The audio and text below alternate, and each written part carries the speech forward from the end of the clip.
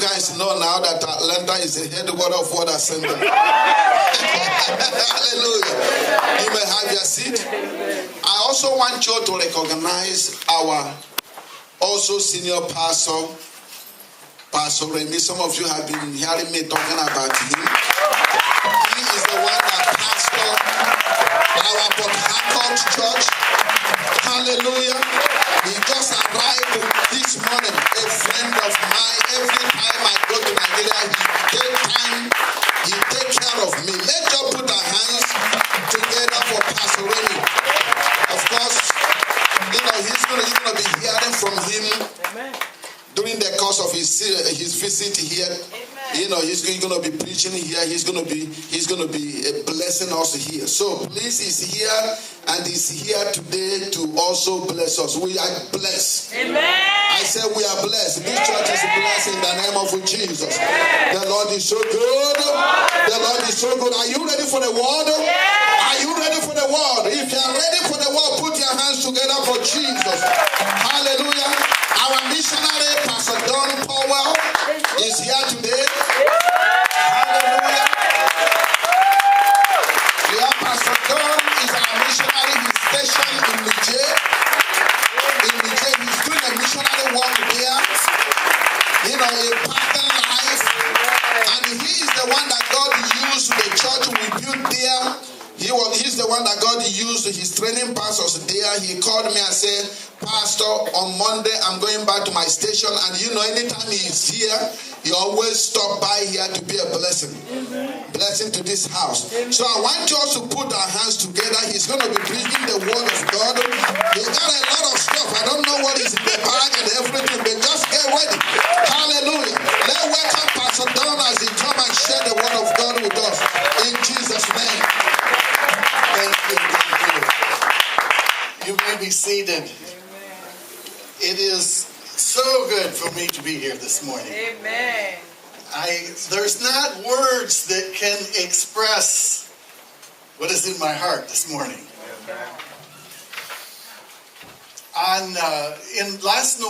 This past November, I turned 65.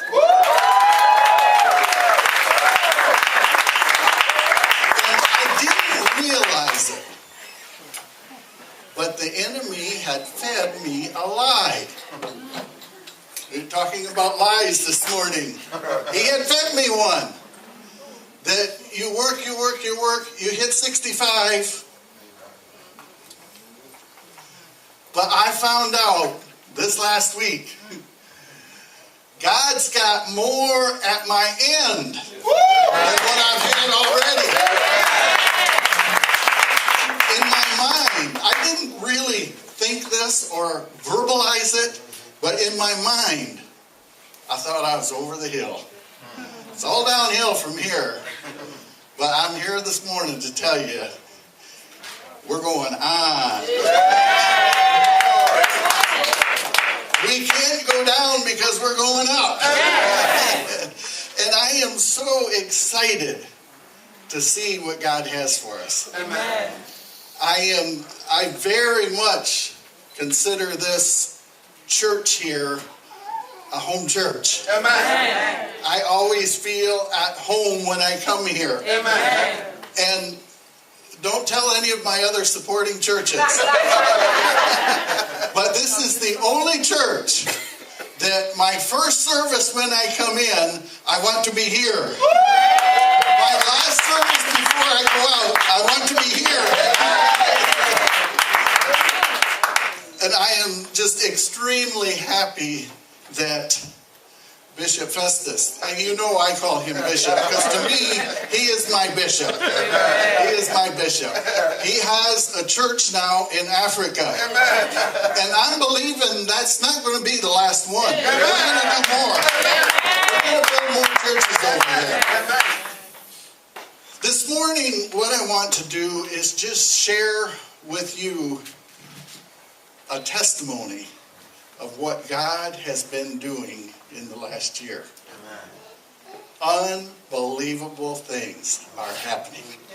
And please know, you are very much a part of this. Amen. every soul that is saved over there goes on your account. Amen. God is faithful, and He will reward you. Amen. I want to start, and if I can have the ushers help me out here a little bit. I have some pictures here that I would like to have passed to others. Not enough to go to everyone, but maybe one to a family. There's a picture of a little 3-year-old boy, and I want to start by telling you his story. This, to me, is just an unbelievable story. God is a great business person. Did you know that? Well, when we decided to open our primary school, of course, the nation of Niger is 98% roughly Muslim. And so we're thinking, okay, how can we reach them? And we decided to open this primary school. And what we are doing is we charge a fee for the parents to bring their children to our school. So these Muslim people are bringing their children to our school. They are paying us to teach them about Jesus. That's the way God works. Now, I want you to, if you have one of those pictures, look at that little boy. 3 years old. He came into school one morning and he had a very bad oil burn on his cheek. And my friend Carol, who is a missionary there, this happened since I've been home. So I got the story from her and she sent me his picture. And I have these printed up because I wanted you to have them. I want you to look at that face and remember it. But this burn was so bad, and I don't mean to get gross, but pus was draining out of it, and she said it was ugly. When he came into school, the other 3-year-old children in his class said to Carol, "Teacher, why don't you pray and ask Jesus to heal him?" Do you know what she said? She says, "No. Why don't you lay hands on him and you ask Jesus to heal him?" These children, they know enough already that they didn't think twice about it. They just laid their hands on him and said, "Jesus, heal him." They went about their activities. And later on that day, not very much later, they were outside at recess. And Carol was sitting on the step there and she was looking.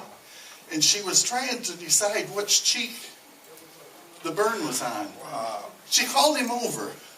And she got right up into his face. Not a mark. Hallelujah. Totally healed.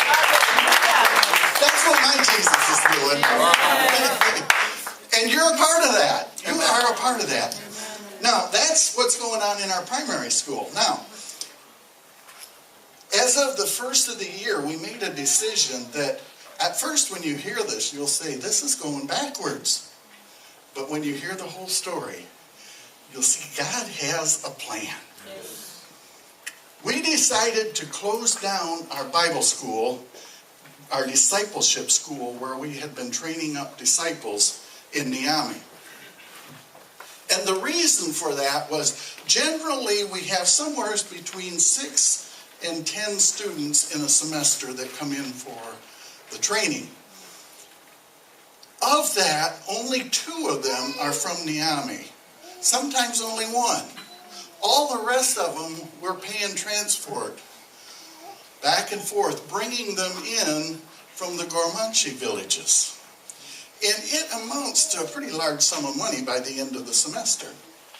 So the decision was, let's close this school down and let's move it out to the Gormanche villages where they're at. So we did that, and the first of next month that school will be opening. We have the huts for the dorms built. They're nothing fancy, and we will build nicer ones later, but we've got those for now. And the students are very happy with them because that's what they'd have if they were at home. But I'm here to tell you that I got an email and they have 25 students enrolled already. So we've gone from 6 to 25. Now, here's the other thing that happened. Since we closed that school down, we decided to open up a night school in its place for anyone that wanted to come at night. Once a week, Monday nights, from 6 until 9. 3 hours every Monday night. And I am very happy to tell you that 2 weeks ago, they started that school. And there were 69 students in that class. So we went from 10 max to 25 out in the Gromanche school and 69 in the Ami school. That's what my Jesus is doing in Nigeria. God is up to something, and I am just so excited that together we can all be a part of it. Amen. And we're going to change that nation. I want you to remember the nation of Niger, that over 50% of the population is under the age of 15. We can change that nation. We can change it. Within a generation, that nation can be totally changed. And we're believing together we're going to do this. Amen. So I am just so excited of what God is doing. Now, I wished I could tell you that God had given me some great revelation to preach to you this morning, because I love it when He does that. Amen. But everything I tried to prepare over the last week or so, I would get it so far and God would say, this is not what I've got for Word Assembly. And I'm like, okay, God, I'm listening. Please tell me something. And even yesterday, as I was sitting there studying, I said, God, what is it that you have to say? And I have a few things that I want to share with you. But it wasn't until about 2 o'clock this morning that I found out what He was up to. He always has a plan. He's always up to something. And this morning, I believe that God has a word for this house. Amen. That is going to change this house. Amen. He has a word for you that is going to change you. Amen. And so, but before I give you that word, I believe that God is, I think all of us are very anxious to get to heaven, to be done with all of this, the problems of this life. But we have to learn some things. And I want to talk to you just a little bit about the character of God. And when we read through the scriptures, there's many things that will teach us about the character of God. The first one that I want to mention to you is found in Deuteronomy chapter 30 and verse 19. And I love this because if I am presented with a choice, sometimes it's hard to know what's the right choice for me. When I turned 65, I had to decide what Medicare program I was going to go into.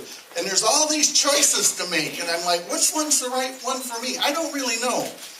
But one thing that we see about the character of God, God always gives us a choice. Amen. But the thing that is different about God, not only does He give us the choice, but He tells us what the answer is. Amen. I just love that. In chapter 30, verse 19, and this is a very familiar passage. It says, I call heaven and earth in record against you this day, that I have set before you life and death, blessing and cursing. Now He's going to give us the answer. Therefore, because of what I've given you, choose life. Both you and your seed. Yes, Lord. Choose life. So we can see from this that God wants us to have life. And remember what Jesus said. I have come that you might have life and more abundant life.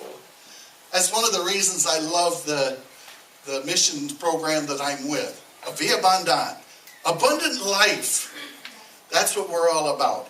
And so this is what God wants for us. Now, how do we get to that abundant life? In Hebrews chapter 12, verse 2, it says, looking unto Jesus. Looking unto Jesus, who is the author and the finisher of our faith. So anything that we need, if we keep our eyes upon Jesus. Now, I don't know about you, but when I look back on my life, there have been some times that was rough. And if I'm very honest, those times that were rough were times that my focus wasn't clear on Jesus. I was looking at what other people were doing. I was looking at this. I was looking at that. I wasn't looking at Jesus. But when we look at Jesus, we keep a clear focus. Everything's going to be okay. Amen. So Jesus is the one to keep our eye upon. Amen. Now, this last one that I want to share with you is, I believe, probably one of the most important, is abiding in Jesus. In John chapter 15, verse 7, it says, if you abide in me, and my words abide in you, you will ask what you will, and it'll be done for you. What is this verse talking about? If you abide in me, and my words abide in you. This is talking about a relationship where we talk with Jesus. We talk with God. But not only do we talk to him, we listen to him. That's how we hear his word. And that's how his word is going to abide in us. If you abide in me, and my words abide in you, that's the key to it. We must be abiding. Now, I want you to take a good look at abiding. Abiding is something, we don't really talk a whole lot about it. It's kind of a word that we don't use that much today. But God showed me this, and I thought this is a good illustration of it. As most of you know, I teach a lot to children. And so many times when God gives me something to teach, he'll give me an object lesson or something that makes it a picture for you to see. And this one is really good. I hope that I can project my voice well without